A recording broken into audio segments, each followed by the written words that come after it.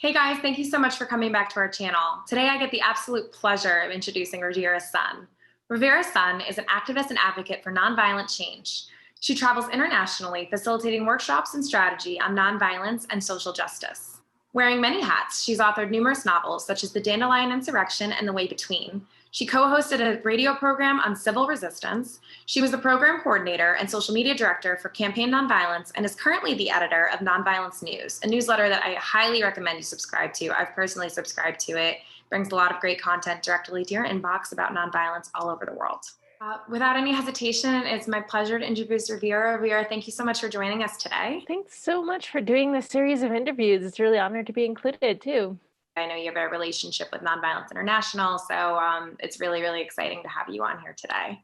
You know, I get around in the nonviolence circles, and I'm impressed by how Nonviolence International is collecting wisdom from around the world and then making it available to people. I mean, I attended one of your seminars just last week where you told stories from around the world of resisting threats to democracy and dictators. And in this moment for the US, hearing those stories was such a good reminder of how powerful people are, how courageous they are, and how much nonviolence can offer us at this time. I couldn't agree more. I mean, it's never really been as in jeopardy as it is now, especially in this country. But I think that kind of drawing on collective wisdom is such a unique perspective to take on. People get very bogged, I think, in Western thinking. So that webinar was really incredible. I agree.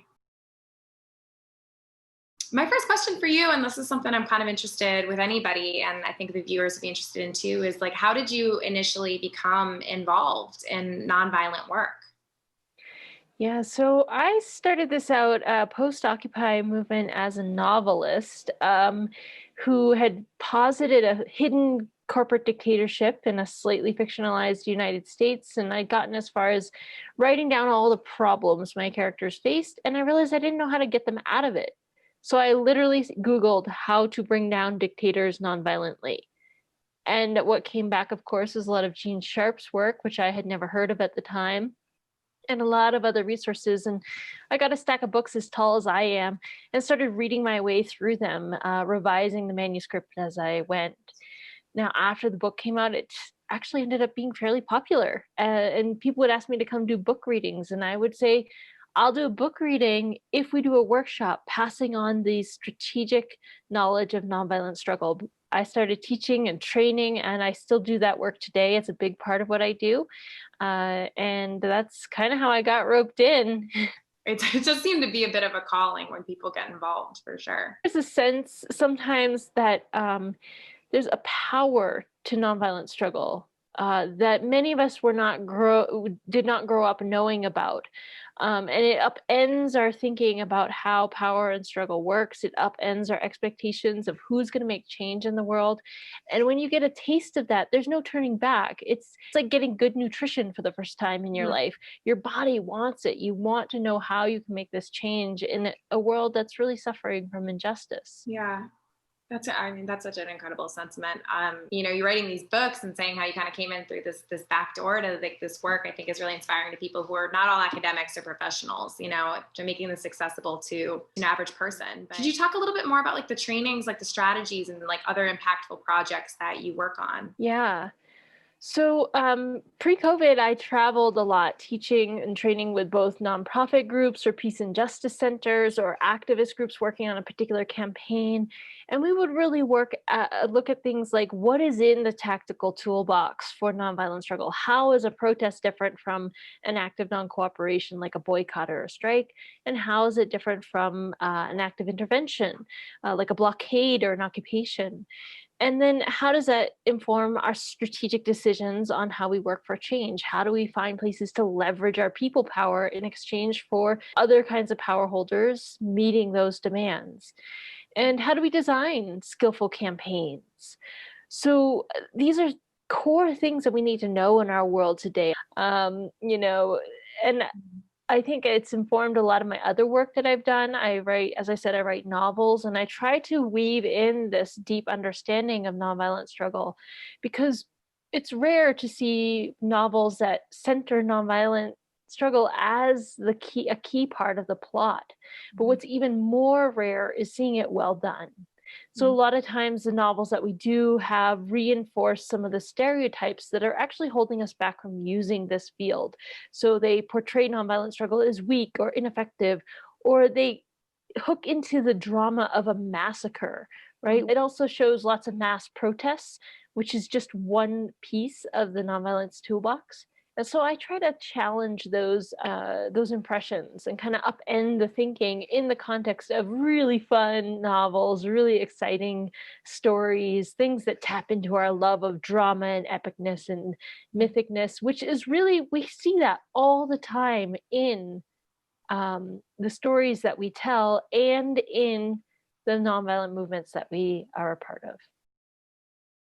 So you're currently the editor for Nonviolence News. So can you talk a little bit about what's motivated that? Like what inspired you to start that? So a couple of years ago, I worked with the MK Gandhi Institute on a project called Nonviolence Now.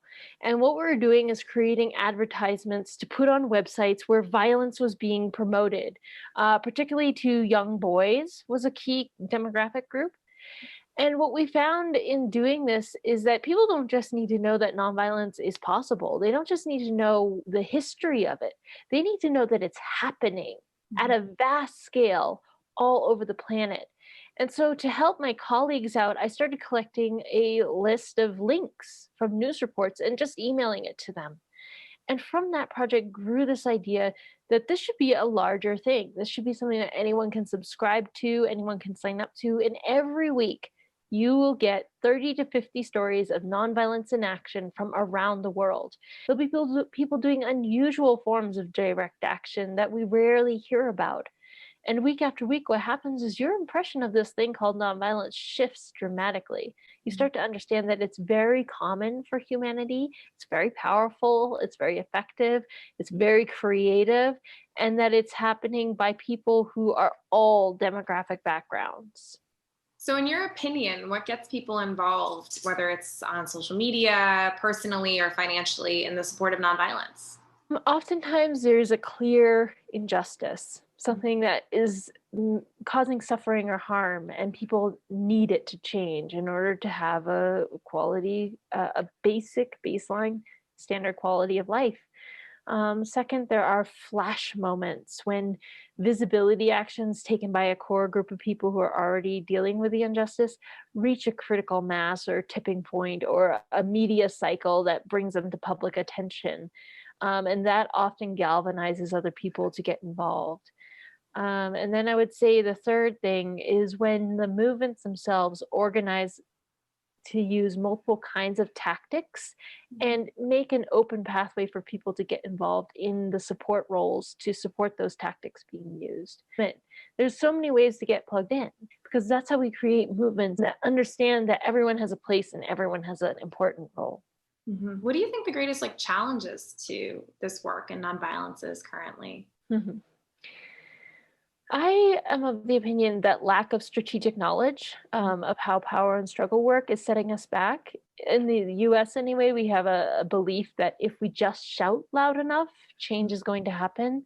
And both history and present examples demonstrate over and over again that that's not how this works. We need to remove our support from the problem. We need to build up solutions. We need to non-cooperate with the injustice. We need to literally get in the way of the operation of the system of injustice. So if we don't understand that, then we often just do marches or protests and we don't succeed because those are actually fairly easy to ignore. I would say the other thing that we're really struggling with is understanding why nonviolent discipline is so important to successful movements and how the use of violent tactics by the movement can backfire on our movement, make it easier for our oppressors to repress us, and kind of pull potential allies away from the movement. There are more, but I'll just stop there. On that note, these are huge challenges. So what keeps you hopeful in these really challenging times? Well, honestly, curating Nonviolence News each week, collecting those stories, reminds me on a weekly basis that we are winning, that successes are rolling in each week, that Even movements that we had chalked up to be failures, like Standing Rock for all its incredible intensity and beauty and strength and strategy, seemed like it failed.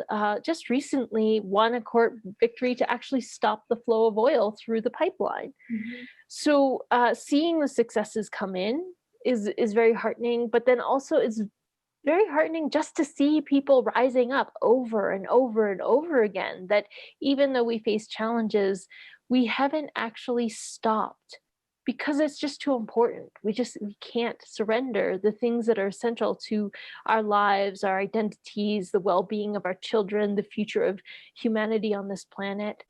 And then the third thing is just the creativity of people. I mean, I laugh out loud every single week. There's always one story that makes me just laugh with joy at how bold and creative humanity can be. Rivera, thank you so much. This was really an honor, and I can't appreciate it enough. So thank you so much for taking the time today. Thank you for doing this. Of course. If you're interested in the work that Rivera Sun does and you'd like to know more, please check out her website and consider subscribing to her newsletter, Nonviolence News. Also, please consider supporting our organization, Nonviolence International, by subscribing to this channel, following us on Twitter and our Facebook, and checking out our website. Also, please consider donating to our incredible organization, Nonviolence International. Every little bit matters, no amount is too small, and helps us build a global culture of nonviolence. Thank you so much for tuning in.